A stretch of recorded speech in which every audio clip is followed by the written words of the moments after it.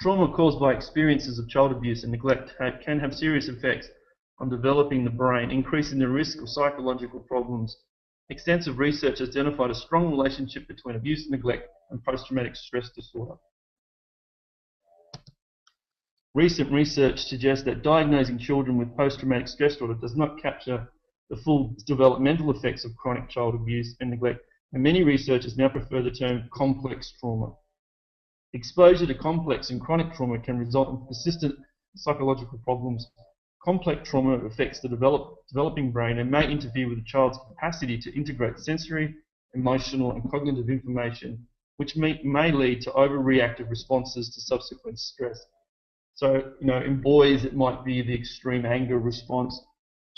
For a girl, it might be an extreme emotional response and withdrawal. So there's those sort of impacts. Yeah. You can still hear me okay? Steve, can you still hear me okay? Absolutely, Kevin. Okay. Sorry, I was just muted. Can you hear me? Yeah, that's right. Cool, thanks. All right. Strong association has been made with child abuse and neglect, learning difficulties, and poor academic achievement. So that's a really important point. So if you're taking notes, you might want to just underline that, because when you're dealing with tweens and adolescent children, if there's a real sense that they're not wanting or willing or unable to engage in learning in school, and it's a real problem, then it probably means that they're more focused on what's happened for them. They're really stressed out. And you need to find strategies that will help them to manage the stress levels, because you can't take the memories or the event away.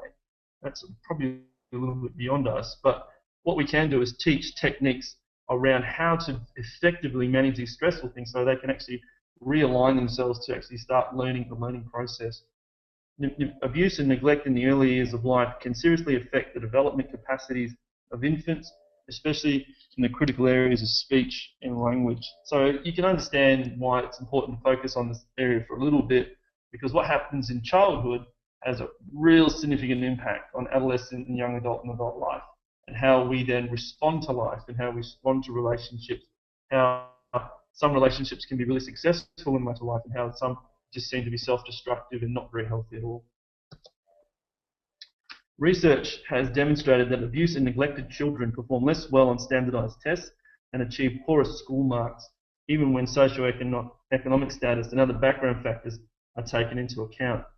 Prospective research studies have consistently shown that malnutrited children have lower educational achievements than other groups of children. In a meta-analysis by Veltman and Brown, studies at 91% indicated that abuse and neglect was related to poor school achievement. 36 of 42 indicated delays in language development. However, the authors acknowledge that studies associating child abuse and neglect with learning problems are problematic, in that most studies do not know the intellectual status of children before maltreatment. So that's just a little bit of a caveat over the research, which we can't take it wholly, but it's a good indicator that if we have a struggling student, there might be more going on, or the adolescent's not engaging in certain things. It just might simply mean there's certain areas in their life that's not fully developed yet. So we need to take that into consideration, especially if we're doing counselling or youth work or pastoral care work in school contexts or other contexts like crisis accommodation or hostels or whatever. We need to take this into consideration working with these children. They're not going to be on the same page as healthy, children without that experience.